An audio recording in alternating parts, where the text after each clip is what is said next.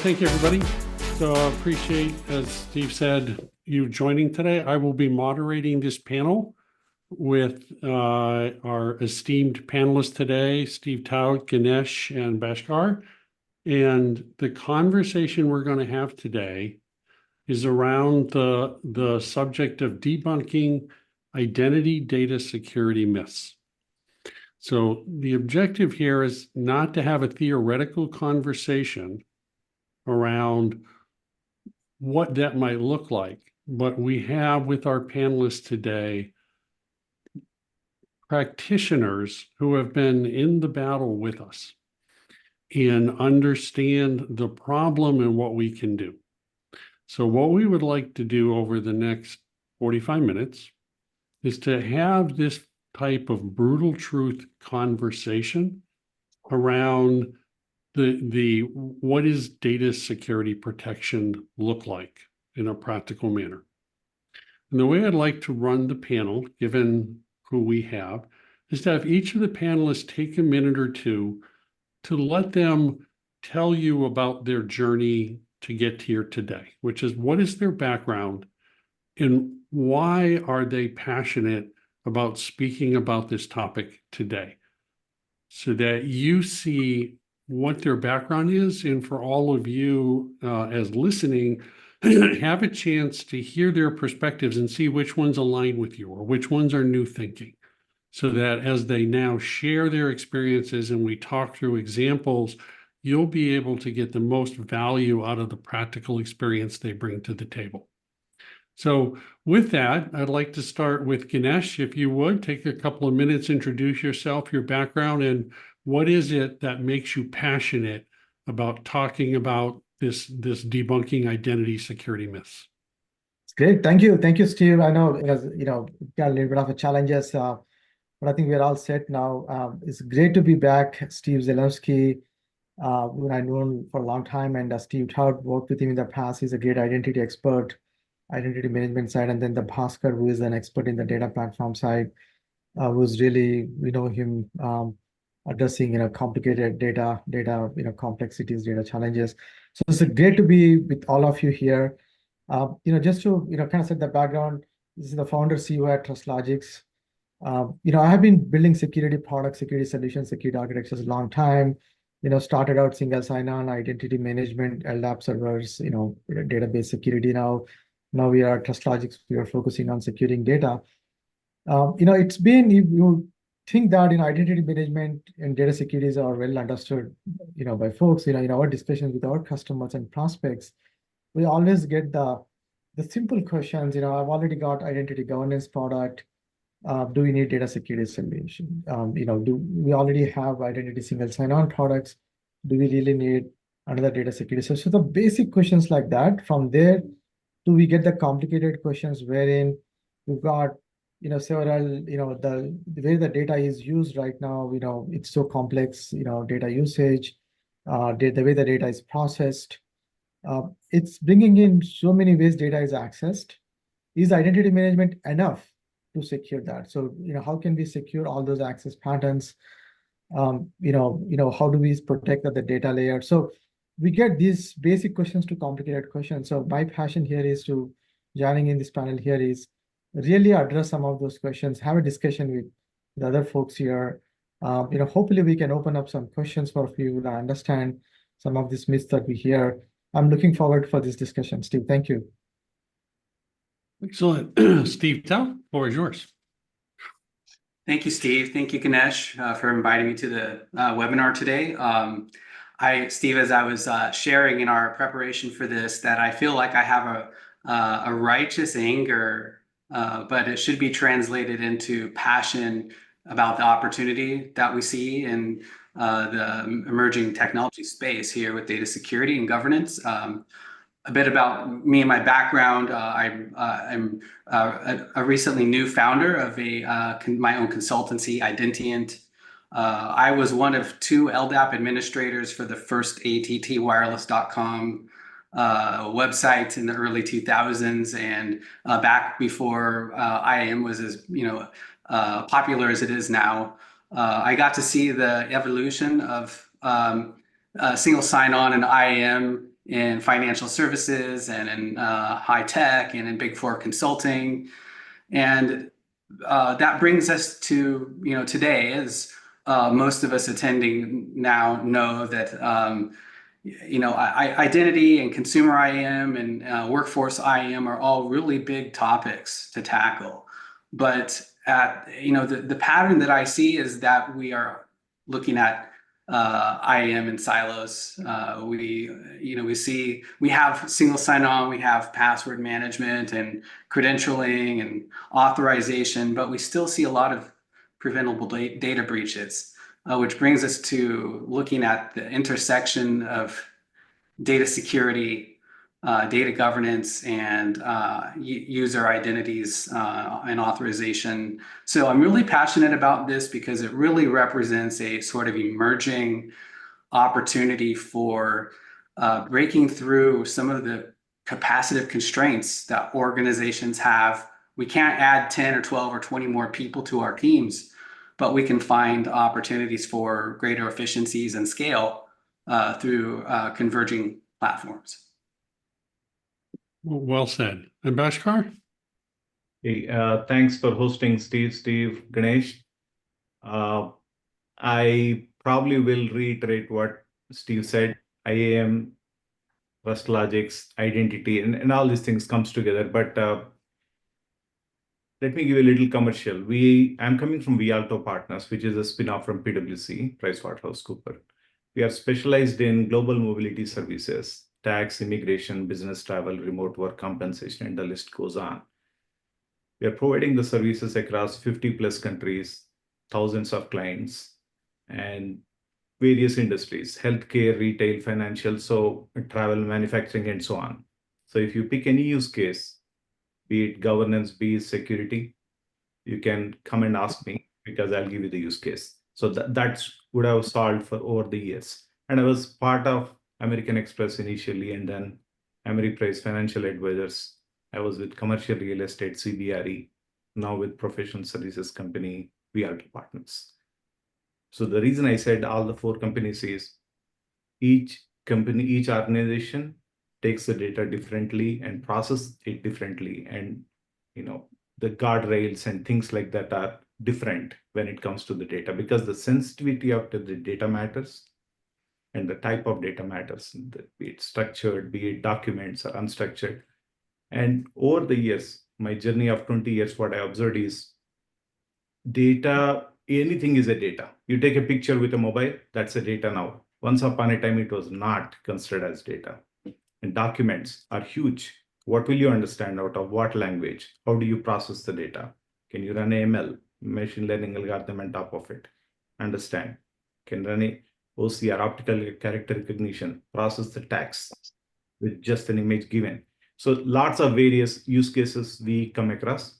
I'm responsible for unified comprehensive data platform in the Vialto Partners right now, creating all kinds of analytics possible. The one goal, what we have from the mixing the IAM and governance together is we are always challenged to provide tight privacy regulations, compliance, security, satisfying SOC 2 needs, keeping the data in isolation, proper access controls of the data.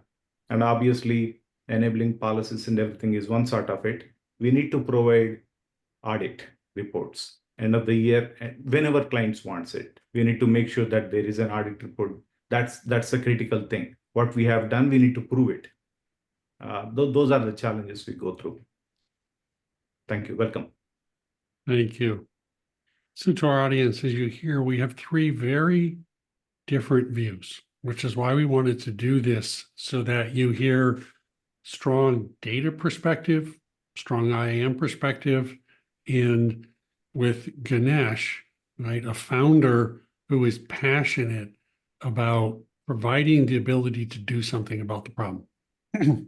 Now, one of the things I'm going to start with is, given your backgrounds, we're talking about this acronym DSP, which is either a data security platform or data security protection, depending upon who you're talking to. And then this concept about DSPM, which was data security, protection management, or platform management.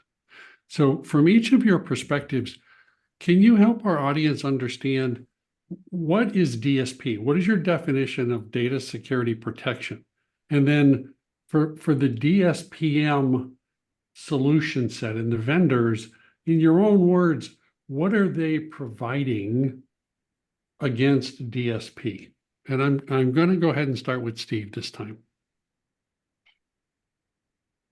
Yeah, Steve, thank you. That's a great question. We run into this, when you're in an engagement with a client, you are confronted with data everywhere, right? It's identity data, it's authorization attributes, it's unstructured data, it is sensitive PII data, and the larger the organization is, the more silos there are, and the less control we seem to have over it. So, for me and my perspective, I don't see the definition of data security posture as a boundary for a product like the market or the market analysis would tend to yield. I see it and interpret it as the organization's responsibility to have visibility into where its data lies without respect to the business unit boundaries or the political boundaries. There's hopefully one organization, there's one CEO, there's a reporting structure and a sense of accountability and responsibility that the data and how it's used is there's accountability, and therefore the security posture is simply a measure of a report card of how well are we delivering on that promise to protect and secure the data that's entrusted to our organization. Ashkar, I'm going to go to you. Yeah, sure, Steve. That's I think Steve already stole the thunder, but I'll try. So in our organization, it's very difficult to get the people around saying there will be various roles like stewards, owners, product managers. Everybody is passionate to build the way the data products should be built and expose it, be it data graph APIs, or be it Power BI dashboards, or through the bots you extract the data and make meaning of the data and whatnot. The thing is, who is the owner? Who is going to sign off and saying, yes, this data is secure, this is meeting all the compliance needs and ready to go? That's the kind of struggle we always get into. And we solved it a couple of ways. One is we have a data council meeting, which will try to bring up the product owners and product managers of the world who are packaging the data products in the right way and embedding into the business products. That team, we get the prioritization. We explain them saying how this data is built, who signed up this data or something. And we have another committee. We call it committees. Actually, we call it operating committee, governance and security committee. We bring in the privacy officer and compliance officer and data owners, quite a few. And we work with them saying, here is the entity, here is the catalog looks like, here is the people who has the access to it, here is the systems that has access to it. Do you agree with it or not? Whenever we create an interface, whenever we create a data product, we get a sign off from various people. One of the European client, for example, I cannot take the names, but they have a very strict, valid concerns about data, saying they are a global company. Within the Europe, they don't want to share the data between finance department and marketing department. There's a very clear-cut distinction. They want to say that I want the data to be isolated. If a person from finance department arranges tax payments with Vialto partners, that data should be only shared with that department. I cannot share with our partners. Our engagement teams cannot share the data with any other departments. That's the kind of stringent rules what we have. So we are actually walking on a thin ice, very difficult sometimes, but with the trust logics and with the Snowflake and all the kinds of systems in place. We define the roles and we define the policies and we define anonymization, access controls, RBAC, ABAC, you name it. We try to mix all these things so that the data is in secure place, secure way. Thank you. Ganesh. Yeah, no, I think I think the Bhaskar kind of set the stage. It's kind of easy to define, like Steve, your question is these buzzwords DSPM and DSP, right? Just to kind of just my own definition of those, right? DSPM, I think you've used multiple definitions. One other thing that's also used is data security posture management. That's another term that it's used popularly. What it is DSPMs are primarily they can look at they can discover any sensitive data in your company. They scan the data, those tools, and then they can identify if the data is exposed to any unexpected environments, right? There is a risk how the data is exposed, so they can identify those risky areas where the data is exposed to, right? That's kind of like overall DSPMs to kind of identify the data, and then they tell you where things are as not expected, right, to be for data. On the other hand, the data security platform, the DSP, every vendor has their own, the products and capabilities, but in general, the definition of DSP is the way it is used across multiple analyses. It goes much more larger than DSPM. It does, look for the data, the sensitive data sitting in there. It will analyze that, and it will also help you protect the data, not just tell you where the risk is or where the data is exposed, but it will tell you, whether you should, anonymize the data or mask the data, or implement an access control. Bhaskar talked about RBAC and ABAC. So, using those different entitlements, right? So the DSP course kind of goes a step ahead. The reason the DSP is kind of evolving recently is the complexity of data itself, right? How the data is used. Bhaskar talked about data products, and we see that companies are left-handed every day, right? They're building data products, data mesh architectures. They want to get the data out, and the way the data is used is becoming, back in the days, when I used to be in Oracle database, many years ago, there's only one way to use the data, which is SQL queries. But today there are so many ways data is used. Data sharing is very common in the cloud. And then the way the data, is sprawled, right? Whether data is a data lake, data analytics, or LLM training, Power BI, Tableau, data has to be moving in across all these environments. So DSPs are able to identify and then secure those data points, protect the data that is moving into all these environments. So that's the broader my definition of DSPs. Now, I think the identity perspective, what we see is, how can you tie the identities, right? The users, and there is a Active Directory like systems. How you tie those users into this data that is moving across all these environments. I'll wait for further discussion on that, but that's kind of where the DSPs can tie in things together, from the users and the data perspective. But I'll stop there and then I'll have you react on that, Steve. Great. So thank you. Great set of perspectives. And we're consistently coming back to, while we're talking about data protection, what I'm hearing from everybody is, but it's an identity and access management problem. Okay. Fundamentally, that's what it is. And we've been working on identity access management for as long as security's been around. So then I have to ask myself, well, if we've been working on it this long, why can't we just solve the problem, right? What is it that's different, or what is the friction that we're seeing for us to be able to solve the problem? And so my question to each of you then is, well, wait a minute.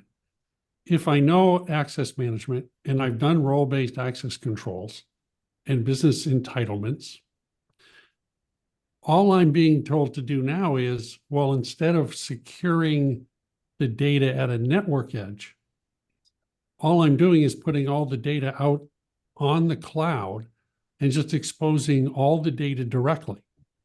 And the vendors give me access control lists to be able to establish who's allowed to see the data. It doesn't seem like it's that hard of a problem. So I'd like each of you, based on the business experience you have, explain to me why it's not that simple. Steve? Really highlights the challenge that it's not a technical challenge really that we have. From a technical perspective, we have quite a few technologists in this room. I recognize a few of you, and especially among this panel. Trust Logics as a platform is really, has the opportunity to help facilitate conversations with multiple business units, multiple stakeholders.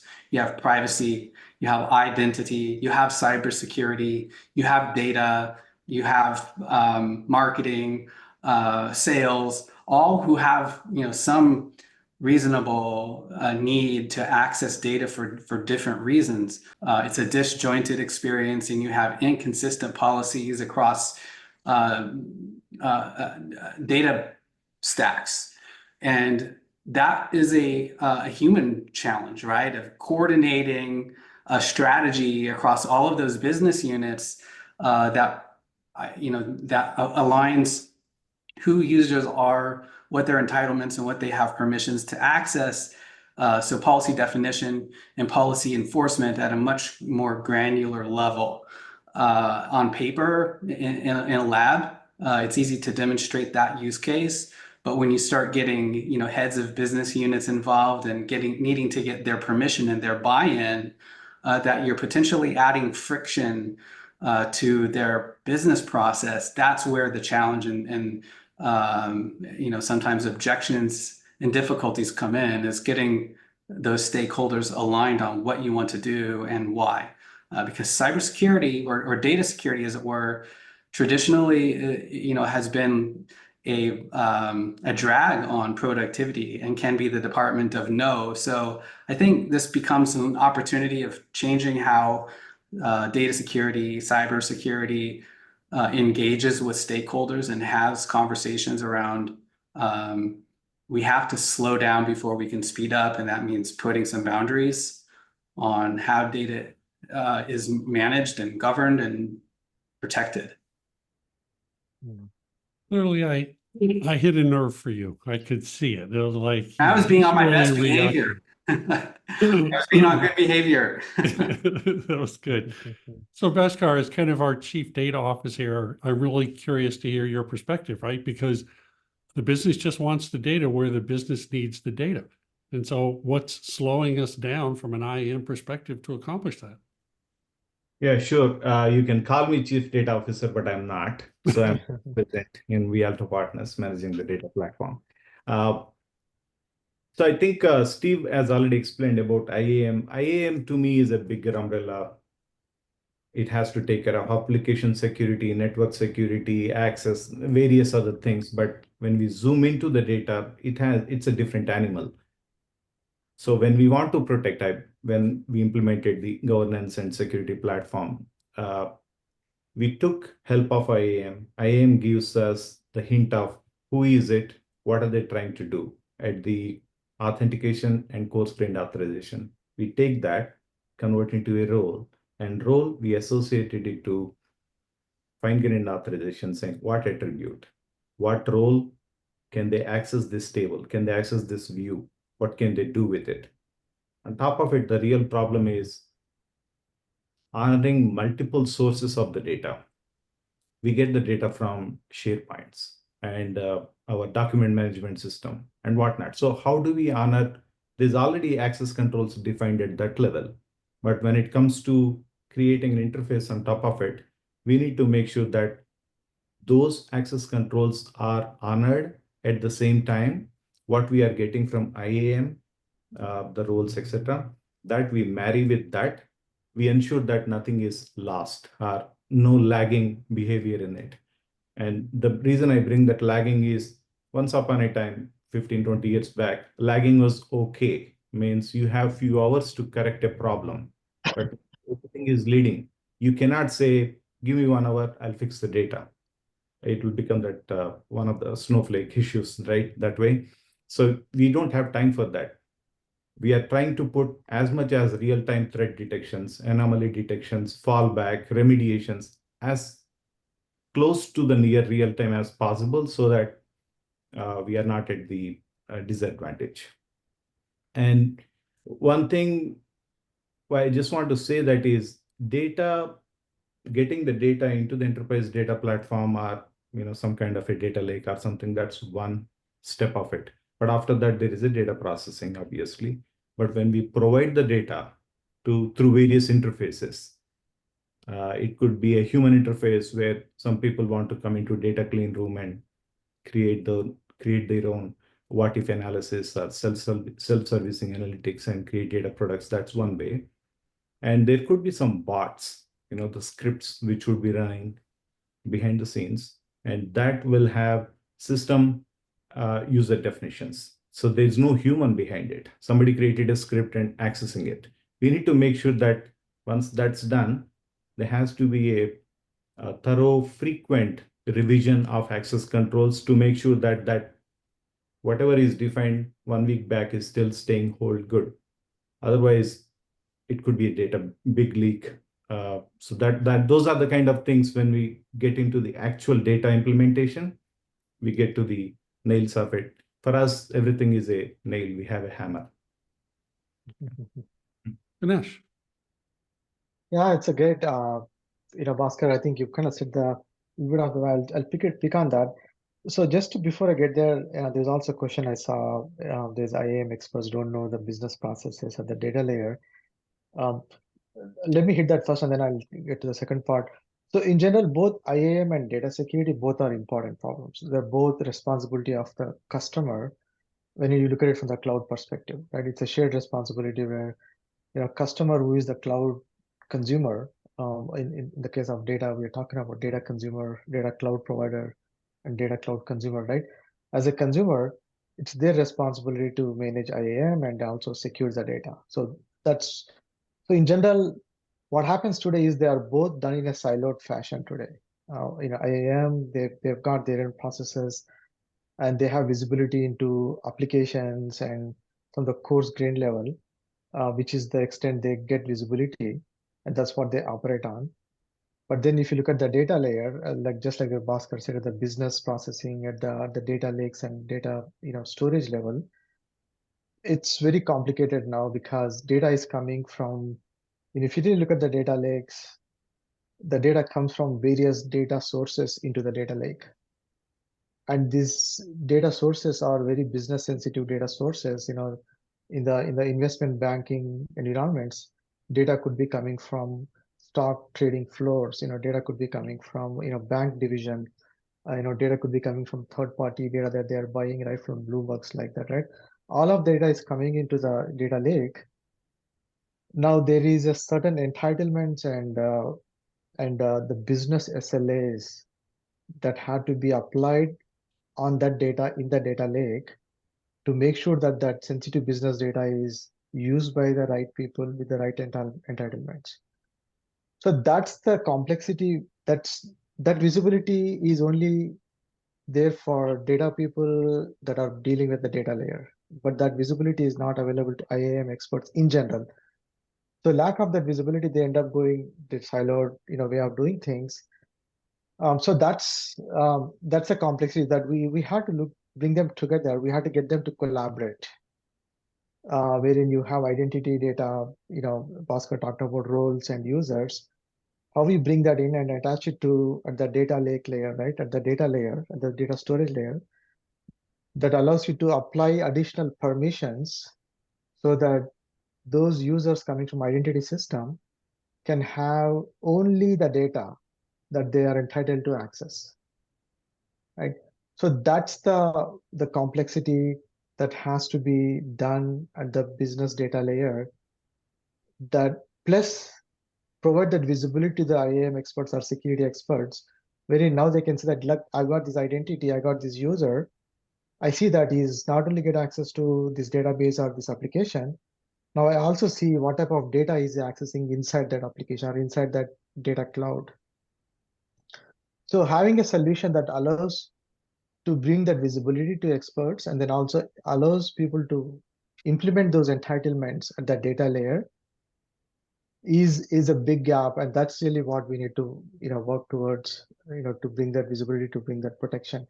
Because otherwise, the many times we see this with our in our discussions, data people get frustrated because they can't access data because they had to wait for approvals.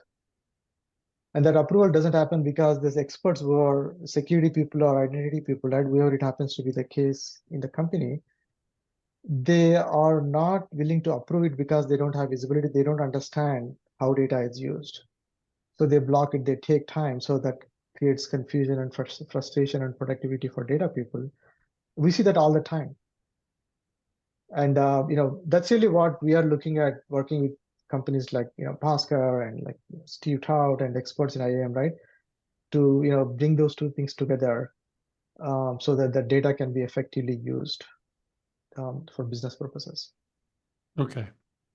So I'm going to dive a little deeper in here because I've heard a lot of friction in people, process, and technology right now.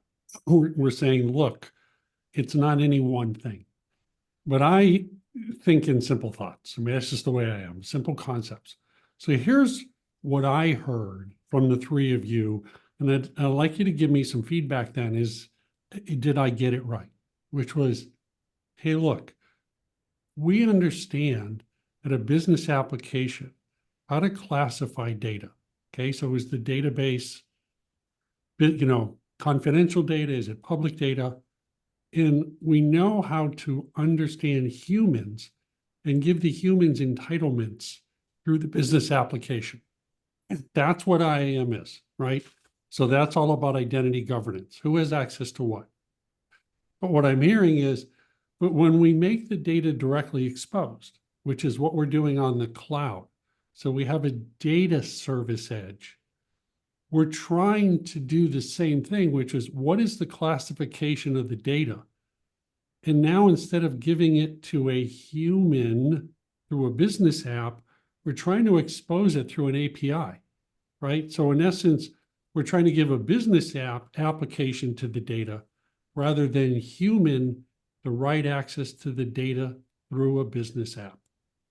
But that was the simple, if you want to call it, transformation to embracing the sprawl of all of this data being everywhere in the cloud, where the classification process now isn't associated with the business application, it's with the data itself. Okay. So given that that is all we were asked to do, it feels like what I'm hearing from the three of you is that the ability to let this data move at the speed of business and then classify the data at an API level for a business application to access it is still a bridge too far. And now what we're really acknowledging then is what we talked about, which is it's a security design process, right? And it's about not the security team managing the protection of the data, but understanding how do I work with the business in a way that they understand how they can give me the right access entitlements that I can enforce. And so therefore, what we'd like to do is just too hard. And so what we're acknowledging is we have to fit within what the business knows how to do.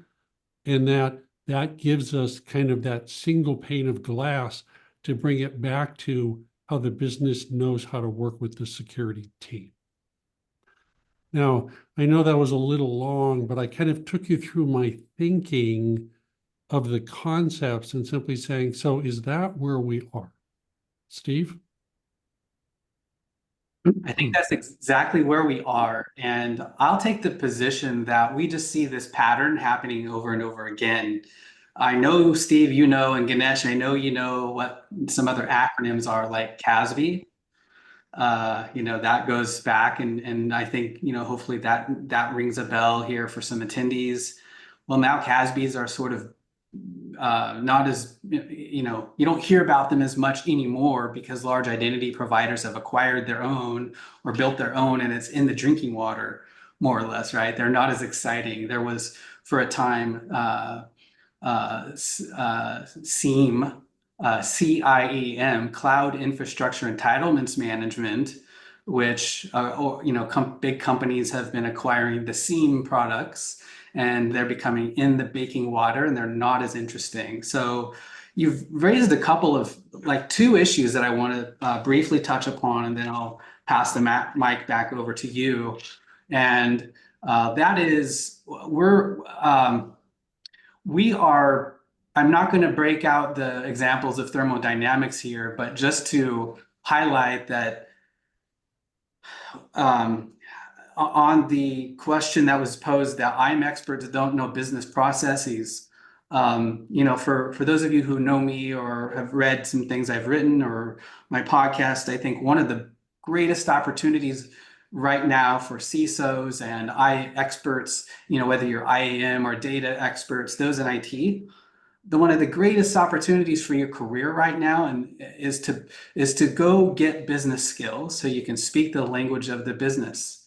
I went back and I got an MBA degree.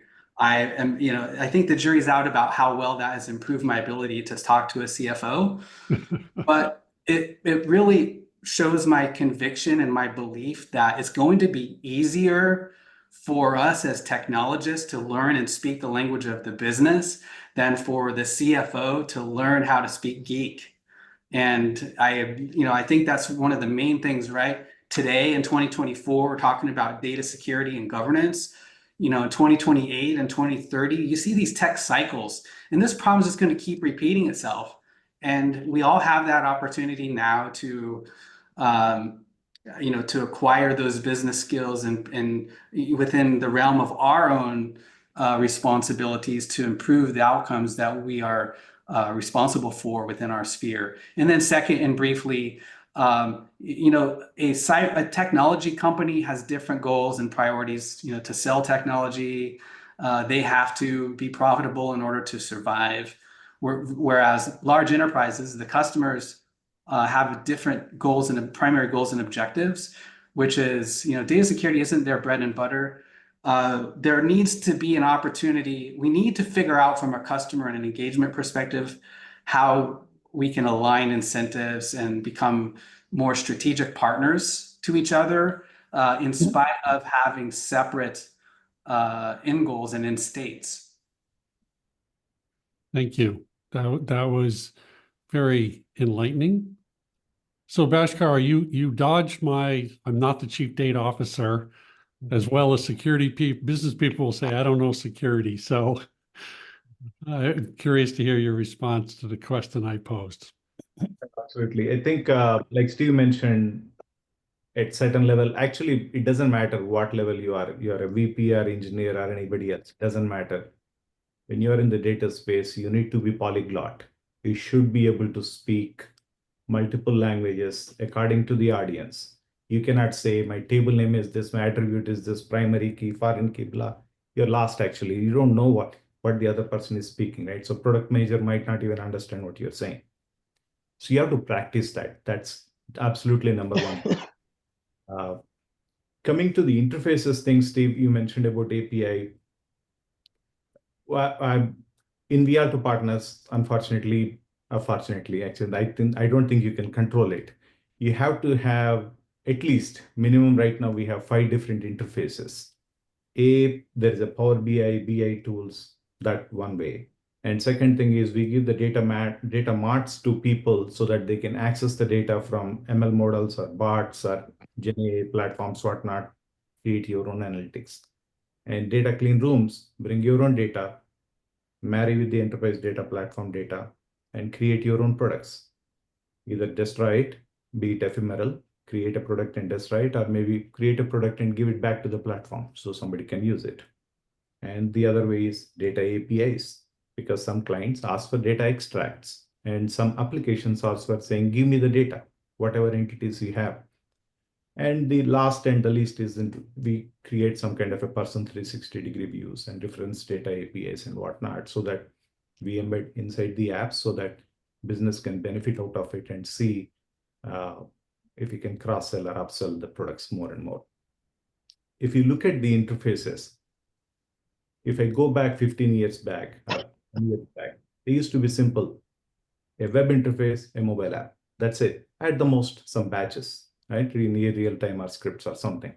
But if you look at now, just with the conversational AI, the Gen AI chatbots and what chat GPTs, whatever not coming in right now, we need to be aware of not just interacting with the system, but what is that person or what is the system, or what is the machine doing after the data gets into that boundary.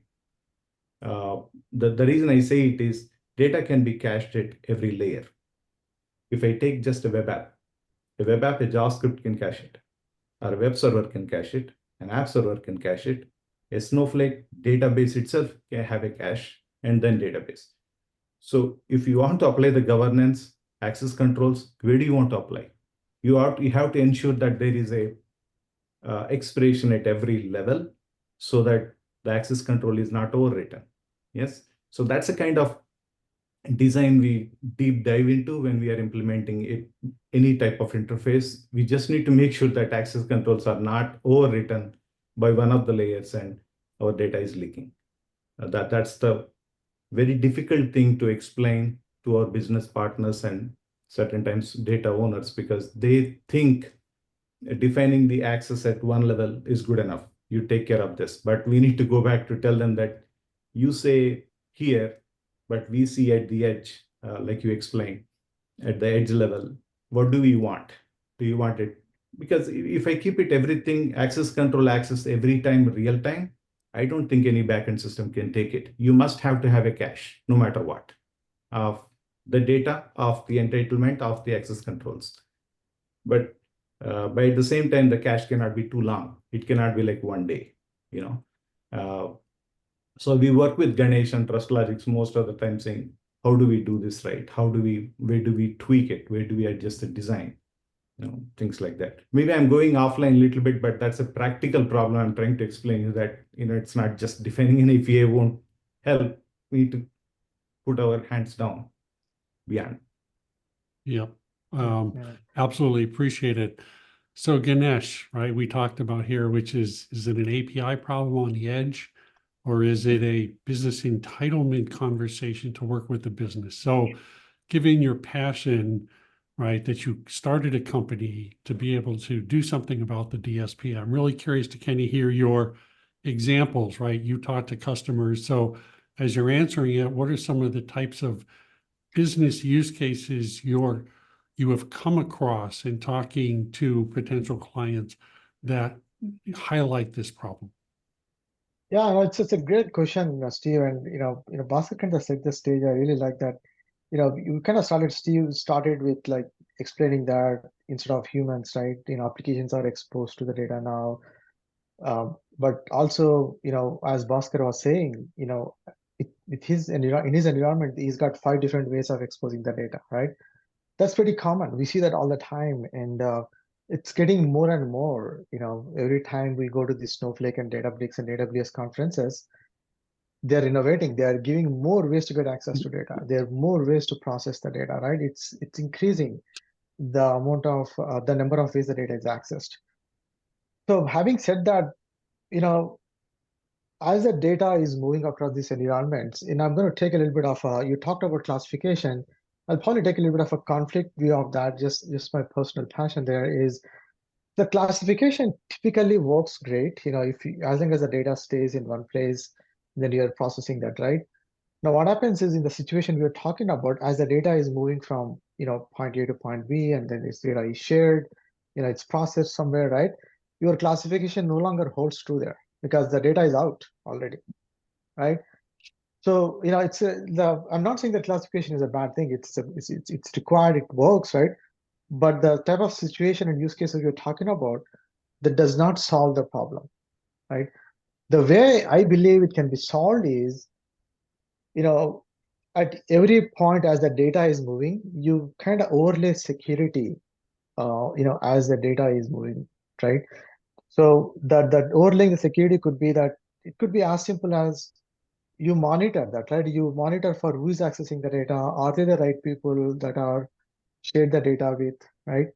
You at least have that visibility, and then have a reporting on that. That look, these people don't have entitlements, but they have access to this data.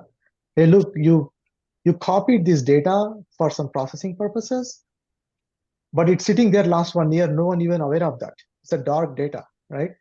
So identifying that, like this data, sensitive data sitting there and then not used. So there are patterns like that. I believe that security governance and monitoring is more important than just saying that classification will solve my problems, right?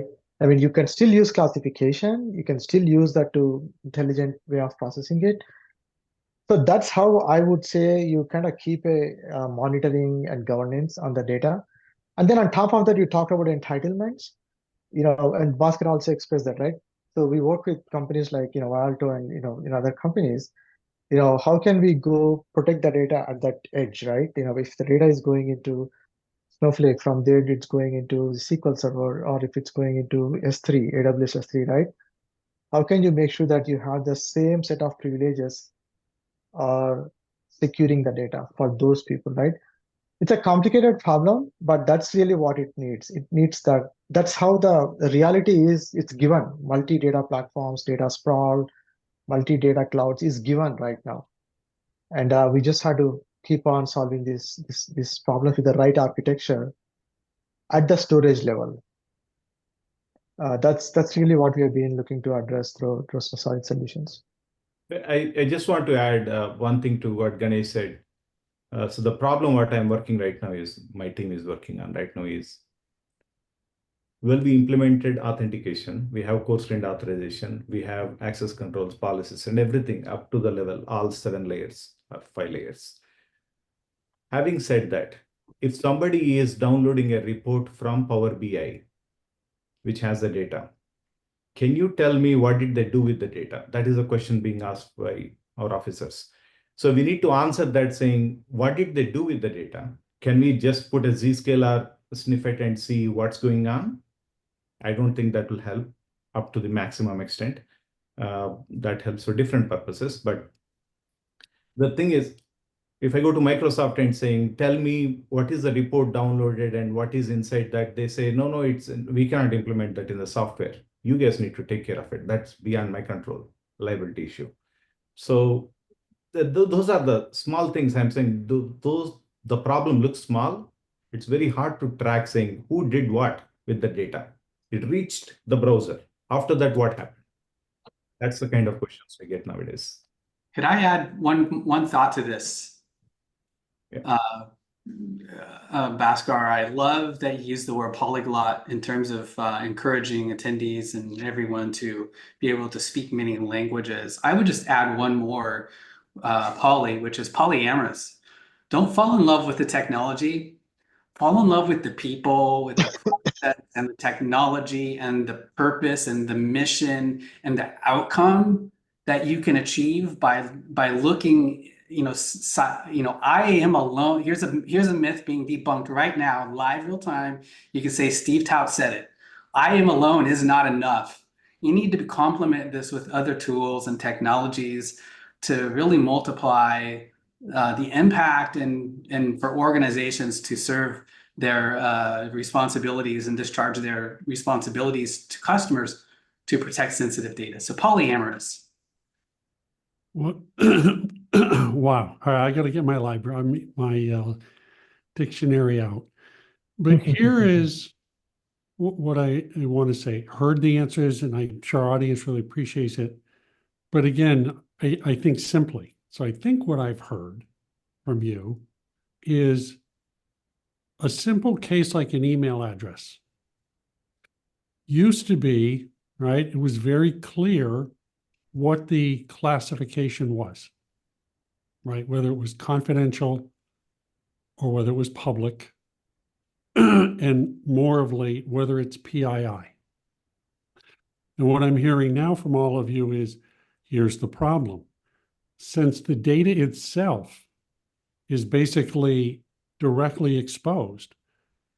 I know it's an email address, but how do I know how the business is using it for me to be able to enforce an appropriate classification? And that's where we're throwing up our hands, because we're simply saying that is a very difficult problem. And so kind of what we have to do is take a step back, right? And know the business applications and kind of simplify it back down to these business entitlements. There was a question that came in that said, given that that's true, if you agree that that's the problem, why don't I just encrypt everything at rest and in flight?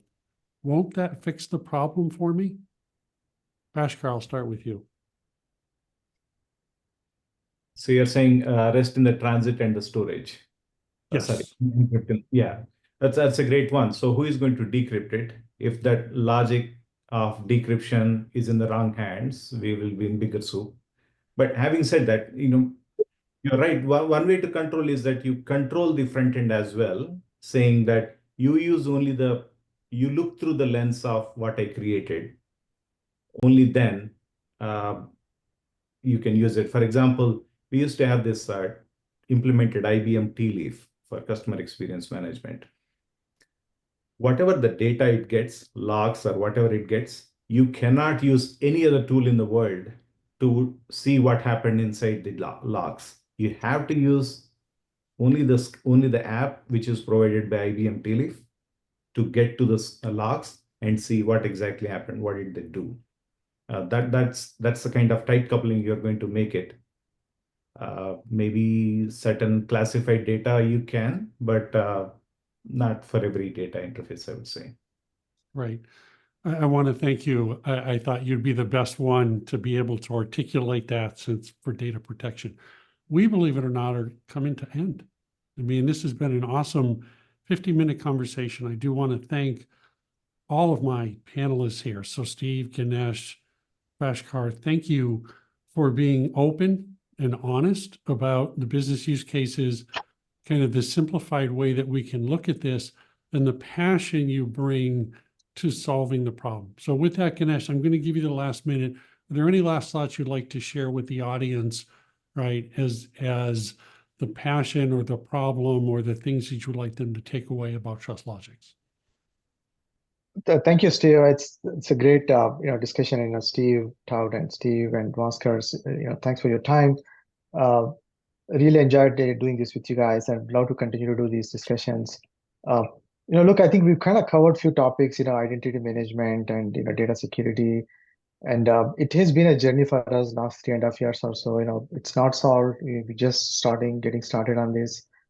Having conversation will definitely help. Our goal here is to how we can.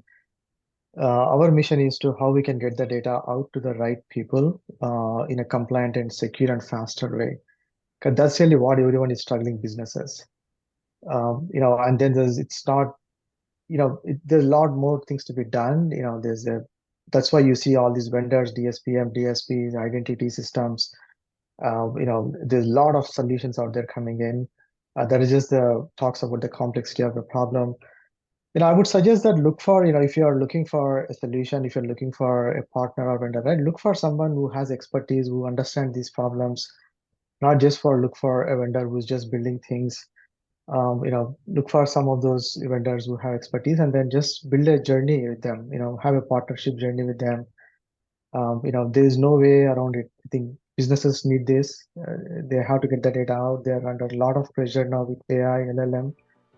It has to be solved. The best way to do it is to partner with someone, be part of the journey. With that, thank you.